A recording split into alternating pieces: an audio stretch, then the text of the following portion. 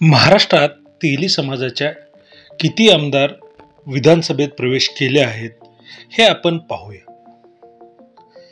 कामठीमध्ये चंद्रशेखर बावनकुळे यांचा विजय.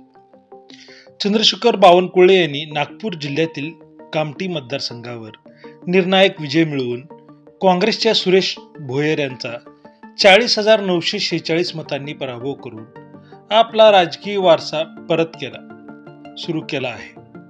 2004, 2009 आणि 2014 मध्ये या जागेचं प्रतिनिधित्व बावनकुळे यांनी केलं होतं.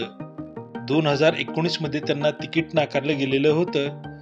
यंदा बावनकुळे यांच्यासाठी हे लक्षणीय पुनरागमन ठरलेलं आहे.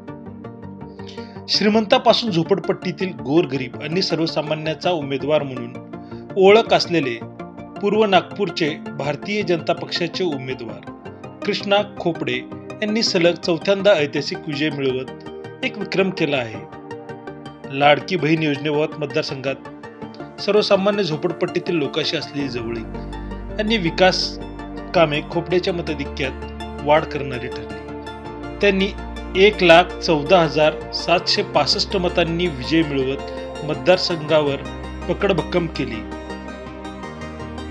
राज्यभरात महायुतीचा गाजावाजा असला तरी बीड विधानसभा मतदारसंघातून आमदार संदीप क्षीरसागर यांनी विजय मिळवला आहे.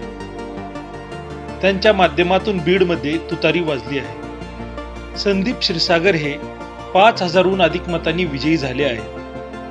देवळी पुलगाव मतदारसंघातील भाजपचे महायुतीचे उमेदवार राजेश भाऊरावजी बकाने यांनी महाविकास आघाडीचे म्हणजे काँग्रेसचे उमेदवार रणजित प्रताप कांबळे यांचा तब्बल 25 वर्षाची साखळी तोडत पराभव केला. यापूर्वी प्रभाताई राव 10 वर्ष सत्तेत होत्या, तर त्यांच्यानंतर रणजित प्रताप कांबळे तब्बल 25 वर्ष काँग्रेसचे आमदार देवळी पुलगाव मतदारसंघात आमदार म्हणून प्रस्थापित होते. राजेश बकाने यांनी 90,319 मते मिळवली, तर रणजित प्रताप कांबळे यांना 81,011 मते प्राप्त झाली. बकाने यांचा 9,308 मतांनी विजयी झाला आहे.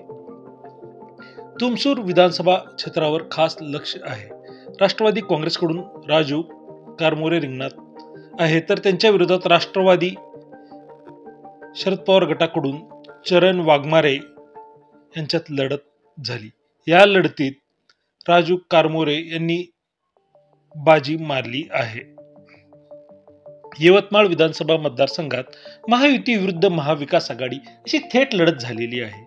भाजपने विद्यमान आमदार मदन येरेवार यांच्यावर चौथ्यांदा विश्वास दाखवत उमेदवारी दिली होती, तर महाविकास आघाडीकडून काँग्रेसने बाळासाहेब मनगुळकर यांना संधी दिली. या निवडणुकीत एकूण 20 उमेदवार रिंगणात होते, मात्र मुख्य स्पर्धा भाजप आणि काँग्रेस यांच्यातच होती. या स्पर्धेत काँग्रेसचे बाळासाहेब मनगुळकर यांचा 11,381 मतांनी विजय झाला. त्यांना 1,17,000 मते मिळाली, तर भाजपचे मदन येरेवारांचा पराभव झाला.